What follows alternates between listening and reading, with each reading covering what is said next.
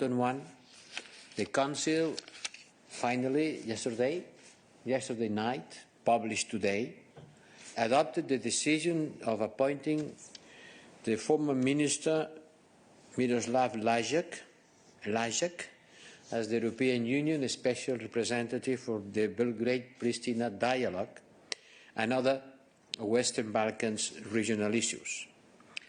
I am sure that Miroslav, with whom I've been working at the first when we were colleagues at the Foreign Affairs Council, and now from my responsibilities of High Representative and Chair of the Council, we have been working together, and I am sure he will be doing an excellent job helping me to relaunch the dialogue between Pristina and Belgrade. Thank you for your attention. Thank you very much. So now we go to the questions which were incoming through the Council. First question asked by Patrizia Antonini from ANSA, Italian press agency, but basically very similar question asked by 4 or 5 other journalists. Mr. Borrell, could you please give us details on the member states participating to the Operation Irini and the assets that might have been pledged by these countries? Unhappily, I cannot, because the work is in process. The conference that took place has not yet finished its work, so I cannot give you a precise and ultimate information because it's still being cooked. But as soon as I could, I will inform you about it. Thank you. Next question from Hans-Uwe Mergener from Mittler Report Verlag, Germany. First question also about Irini, basically the same. And the second question, in these times when all is focused on Corona, the attention of the rest of the world has faded. What can be done that citizens will not be surprised if Syria, East Ukraine, Central Africa or any other will emerge through the coronavirus cloud? That's true. The coronavirus and the fight against pandemia has shifted the attention of everybody, but it doesn't mean that we have been forgetting other problems that we have, that, by the way, some of them are worsening. We continue following closely what's happening in all these scenarios you have been mentioned. I spend most of my time, 10 hours a day, phoning, talking with everybody about all these issues. Libya, for example, is not just about Irina. We have to regret that the fight around Tripoli has been increasing in spite of the call for a truce from the Secretary General of the United Nations. And we are following closely what's happening in Syria, and I am in touch with Iran authorities. Don't believe that we are not paying attention to these things, but happily for us, by the time being, the coronavirus has created a certain de facto truce in many places, with the exception of Libya, and there is not at that moment a hot spot. Let's hope that it's going to last. Thank you. Next question from Stuart Lau from South China Morning Post, Hong Kong. What is the EU's position on China's call for foreign diplomats not to return to China? Will the EU ask diplomats from the EAS and other member states to follow this advice? Well, to tell the truth, I am not aware of this decision, and I don't have an official confirmation. In any case, this is an issue that has not been taken in consideration by the ministers in the Council. I cannot give you any information about it. Thank you. A question directly related to the topics discussed at the video conference. Aminata Niang from Agence Europe. What is specifically foreseen for Africa, which is a very fragile continent, and considering the future EU global reinforced strategy with Africa? You are perfectly right. We have been working during these last days in order to put together all our resources to redirect these resources towards the fight against coronavirus in many fragile African countries.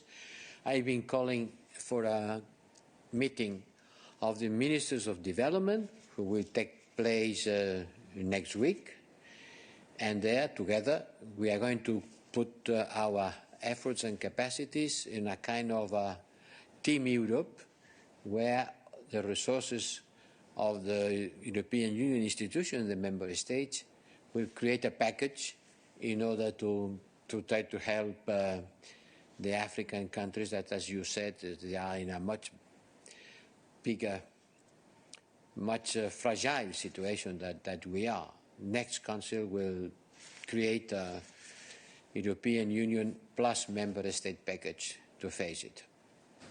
Thank you. Question en français de Hugues Baudouin de France Info TV Radio Classique.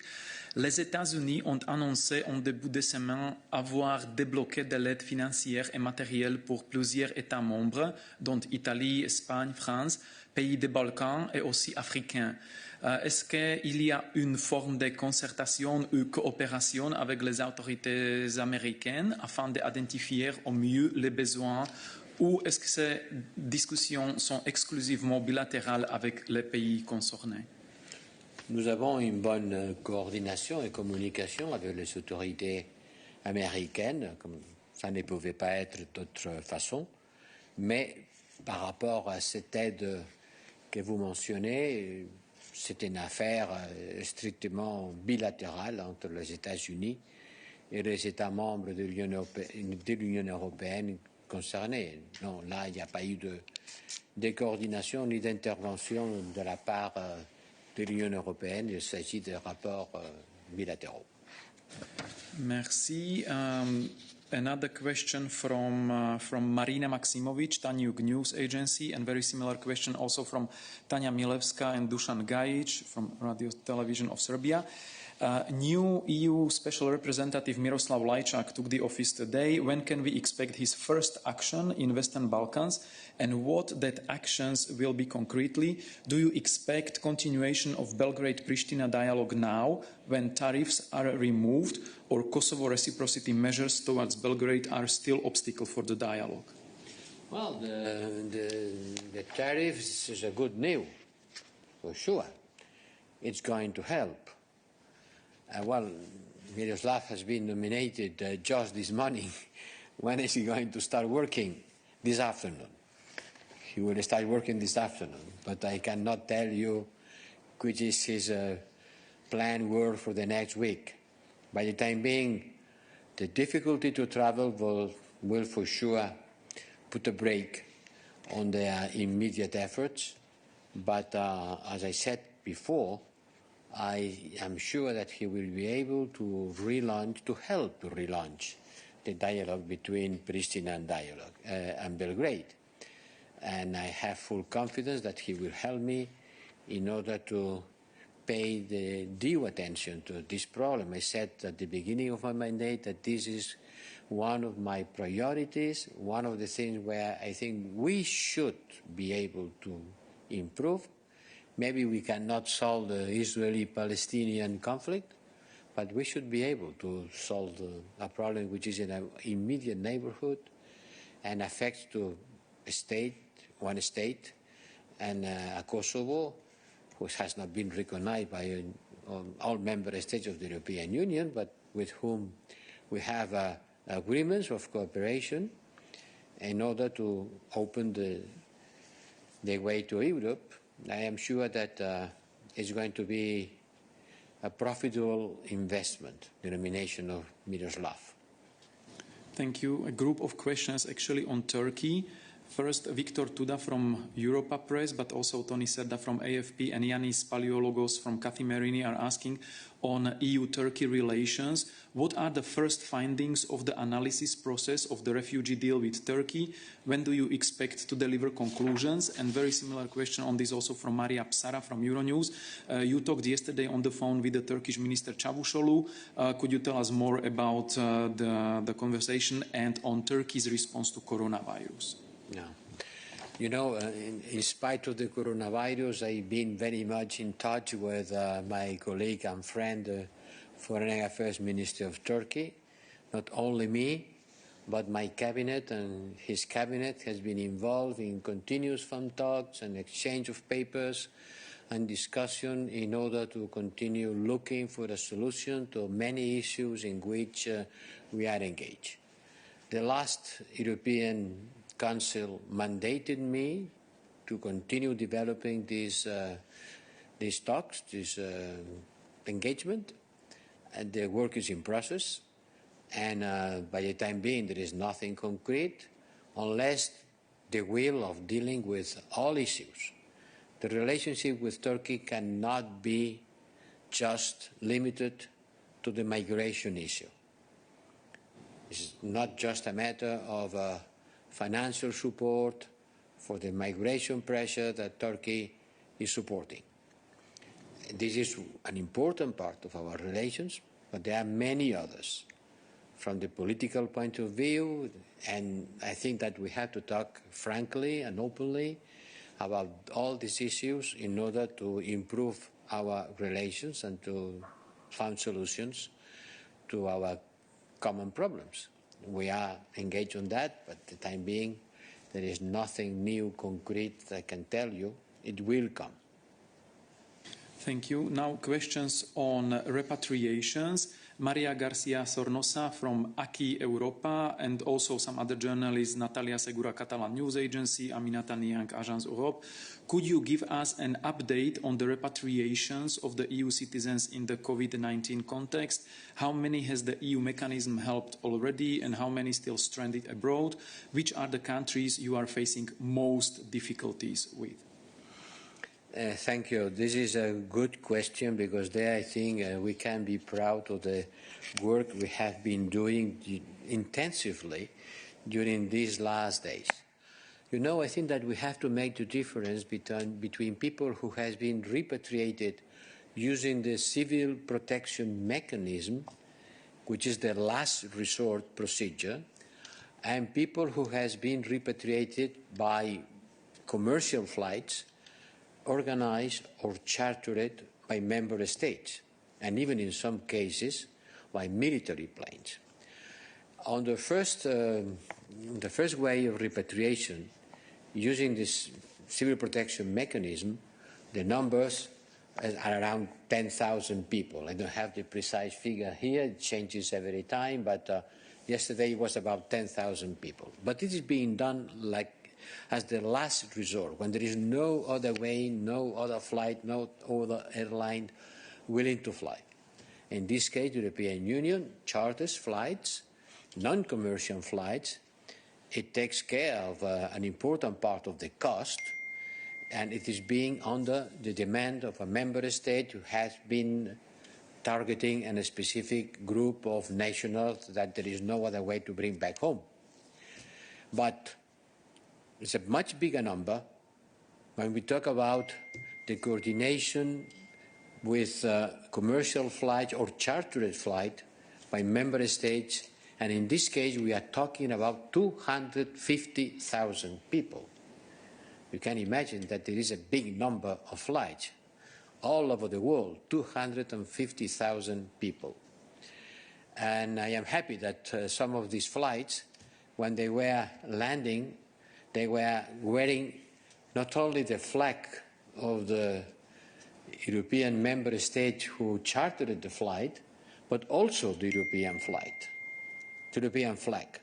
I've seen pictures of a German plane with the two flags, the German and the European, landing in a very faraway country to pick up European people.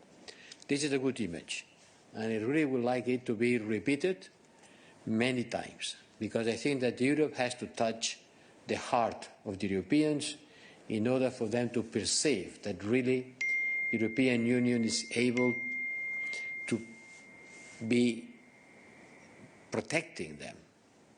250,000 people, but unhappily there are still about 350,000 people more. One could not imagine that there were so many European people stranded in the world. Tourists, visitors, short-term workers. We are not talking about permanent residents. We are talking about people who were traveling, and their traveling plans were disrupted by this, by the measures taken by a lot of countries cutting the flights, closing their space, closing the hubs, or just airlines not flying. There's still 350,000 people requesting to come back. And on the next day, the effort will continue, although it is every day more difficult because the airlines are grounding the planes and their space is every day more closed. The hubs are being impossible to use. The transfers are more difficult. But I think that little by little, all of them will go back home. Could you switch off your mobile because it's interference? We continue with a few more questions still. Just the sound. Sorry. Okay, it's just phone ringing here, so we need to deactivate.